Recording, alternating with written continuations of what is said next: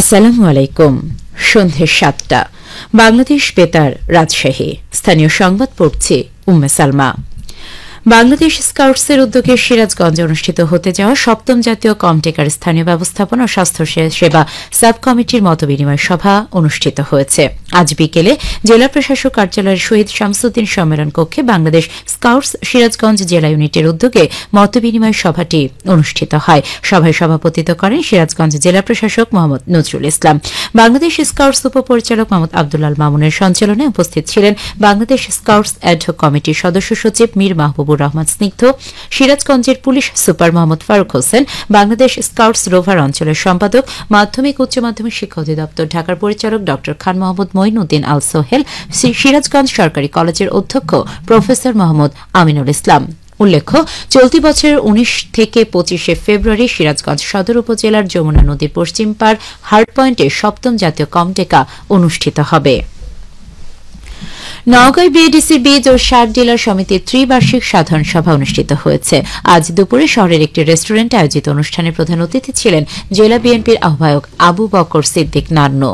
সভায় বক্তারা বলেন, নওগাঁ জেলায় নিরবচ্ছিন্নভাবে সার সরবরাহ এবং নিরাপদ ও উচ্চ ফলনশীল জাতের বীজ সরবরাহ করে সমিতির সদস্যরা গুরুত্বপূর্ণ ভূমিকা পালন করে আসছেন। আগামী দিনেও ওই ধারা অব্যাহত রাখতে সকল সদস্যগণ একযোগে কাজ করবেন। এরপর লিটন কুমার দাসকে সভাপতি ও সম্রাট হোসেনকে সাধারণ সম্পাদক নির্বাচিত করে আগামী ৩ বছরের জন্য সংগঠনের কমিটি গঠন করা হয়।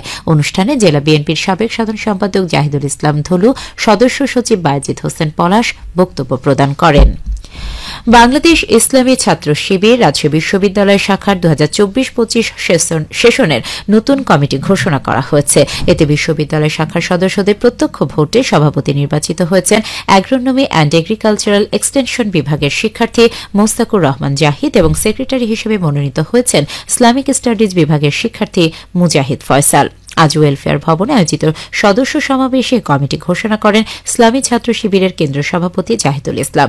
এ সময় উপস্থিত ছিলেন ছাত্র শিবিরের কেন্দ্রীয় প্রচার সম্পাদক সাদেক আবদুল্লাহ, স্কুল সম্পাদক সিদ্দিক হোসেন, HRM সম্পাদক সাইদুল ইসলাম ও রাবি শাখা ছাত্র শিবিরের সদ্য সাবেক সভাপতি আব্দুল মোহাইমিন। নাটোরের লালপুরে দুস্থ শীতার্ত মানুষের মাঝে কম্বল বিতরণ করেছে উপজেলা প্রশাসন। উপজেলা নির্বাহী অফিসার মোহাম্মদ মেহেদী হাসান আজ বিকেলে উপজেলার গোপালপুর বাজারে অসহায় মানুষের হাতে কম্বল তুলে দেন। এ সময় তিনি জানান, ব্যক্তি ও প্রাতিষ্ঠানিক পর্যায়ে উপজেলা প্রশাসন পর্যায়ক্রমে ৪,০০০ কম্বল বিতরণ করছে। কম্বল বিতরণ কার্যক্রম অব্যাহত থাকবে। এদিকে পাবনা সদর উপজেলায় কয়েক শত শীতার্তদের মাঝে শীতবস্ত্র বিতরণ করা হয়েছে। আজ দুপুরে উপজেলার মহেন্দ্রপুর সরকারি প্রাথমিক বিদ্যালয়ের মাঠে গ্লোবাল ওয়ান বাংলাদেশের উদ্যোগে এই শীতবস্ত্র বিতরণ করেন পাবনা সদর উপজেলা নির্বাহী কর্মকর্তা নাহারুল ইসলাম। সমাজসেবক আব্দুর রউফ বাসুর সভাপতিত্বে উপস্থিত ছিলেন গ্লোবাল ওয়ানের deputy country director Ramzan Ali, Bangladesh জামায়াতে ইসলামের শুরা সদস্য আশরাফুল ইসলাম হেলাল। তারুণ্যের উৎসব উপলক্ষে নাটোরের সিংড়ায় কুইজ রচনা বিতর্ক এবং জুলাই ৩৬ বিষয়ক চিত্রাঙ্কন প্রতিযোগিতা অনুষ্ঠিত হয়েছে। আজ সিংড়া দমদমা সরকারি বালিকা উচ্চ বিদ্যালয় হলরুমে এই প্রতিযোগিতার আয়োজন করে উপজেলা প্রশাসন। প্রতিযোগিতা উপজেলার মাধ্যমিক পর্যায়ে ২০টি শিক্ষা প্রতিষ্ঠান অংশগ্রহণ করে। বিতর্ক প্রতিযোগিতায় প্রথম স্থান অর্জন করে Singra Damdama pilot school and college. এছাড়াও বাকি ৩টি প্রতিযোগিতায় প্রথম, দ্বিতীয়, তৃতীয় স্থান নির্বাচন করা হয়। পরবর্তীতে প্রথম স্থান অর্জনকারীরা জেলা পর্যায়ে প্রতিযোগিতায় অংশগ্রহণ করবে। প্রতিযোগিতা পর্যবেক্ষণ করেন নির্বাহী অফিসার মাজহারুল ইসলাম। একটি ঘোষণা, আঞ্চলিক বার্তা সংস্থা বাংলাদেশ বেতার রাজশাহী কেন্দ্রের আওতাধীন রাজশাহী মহানগর ও চাঁপাইনবাবগঞ্জ জেলার জন্য একজন করে জেলা সংবাদদাতা চুক্তিবদ্ধ করা হবে।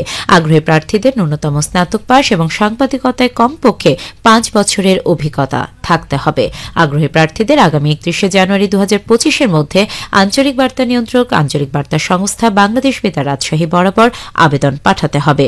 আবেদনপত্রের সাথে 2 কপি পাসপোর্ট সাইজের ছবি সহ জীবন বৃত্তান্ত, জাতীয় পরিচয়পত্রের ফটোকপি, শিক্ষাগত যোগ্যতা ও অভিজ্ঞতা সনদ সংযুক্ত করতে হবে। সবশেষে আবহাওয়া। আজ রাজশাহীতে সর্বোচ্চ তাপমাত্রা ছিল ২৬ ডিগ্রি এবং সর্বনিম্ন ১৩ ডিগ্রি সেলসিয়াস।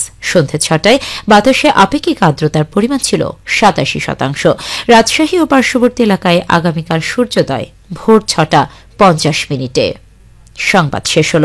আমাদের পরবর্তী স্থানীয় সংবাদ প্রচারিত হবে আগামীকাল সকাল ৮:১০।